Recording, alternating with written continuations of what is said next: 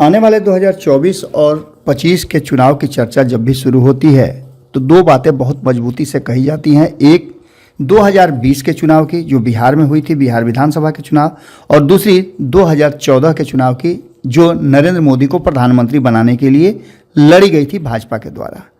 अब इन दोनों बातों का कैसे आज के समय में सामंजस्य है और क्या इसके मायने हैं, ये बातें साफ नजर आने लगी हैं।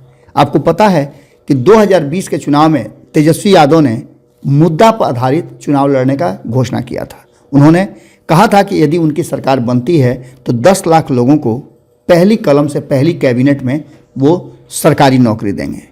अब ये बातें धरी की धरी रह गई क्योंकि सरकार नहीं बन पाई थी तेजस्वी यादव की, और एक बार फिर से नीतीश कुमार के नेतृत्व में एनडीए की सरकार सत्ता पर बैठी थी। इस बात को लेकर के हालांकि चुनाव के समय में भारतीय जनता पार्टी ने भी वादा किया था कि वो 10 लाख नहीं बल्कि 20 लाख नौकरी और रोजगार देगी, जो कि ठंडे बस्ते में पड़ गया। और इसको लेकर के लगातार हमले में शामिल हो गई भारतीय जनता पार्टी, और भारतीय जनता पार्टी पर लगातार हमला हो रहा था कि भारतीय जनता पार्टी कहती तो है लेकिन करती नहीं है। हम चर्चा कर रहे थे 2014 की। 2014 इसी नाम से बदनाम है कि नरेंद्र मोदी ने 2 करोड़ लोगों को, युवाओं को हर वर्ष नौकरी देने की बात की थी।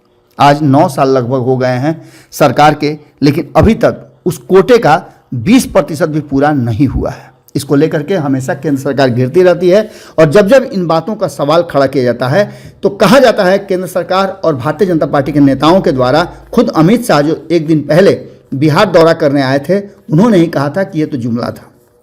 खैर, इन सारी बातों से अलग अगर हटते हैं तो नीतीश कुमार ने जैसे ही स्विच किया, वो एनडीए छोड़कर महागठबंधन की तरफ आए, उन्होंने तेजस्वी यादव के उस कहा जाता है डिमांड को, उस मुराद को पूरा करने का प्रण ले लिया। उन्होंने तो तेजस्वी यादव को बिन मांगे मुराद दे दिया, और यही नहीं, तेजस्वी यादव ने 10 लाख लोगों को सरकारी नौकरी देने की बात कही थी।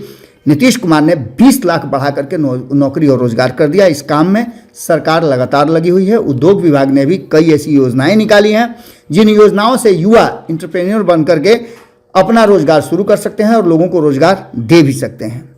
आपको बता दें कि मिशन 10 लाख, मिशन 10 लाख पर बिहार की सरकार अब काम करना शुरू कर चुकी है, और मिशन 10 लाख को पूरा करने के लिए मुख्यमंत्री नीतीश कुमार ने खुद ही इनिशिएटिव लिया है।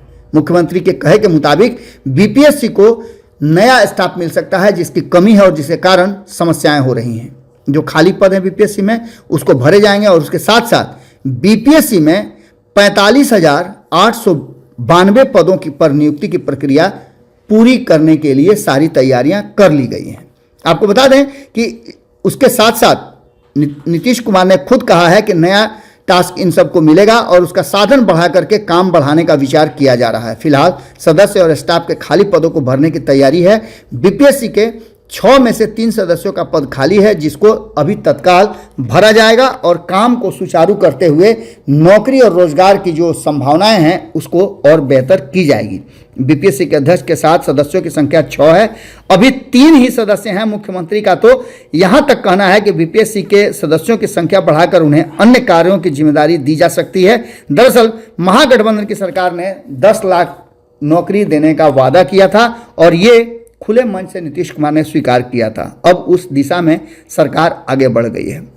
मुख्यमंत्री ने इतना ही नहीं कहा है कि अब तक जो कुछ भी होता रहा है उसको साइड कीजिए, उन सब बातों को भूल जाइए, और नए सिरे से पारदर्शी तरीके से इस बार इंटरव्यू और परीक्षा लिए जाएंगे और उसके आधार पर युवाओं को नौकरी दी जाएगी।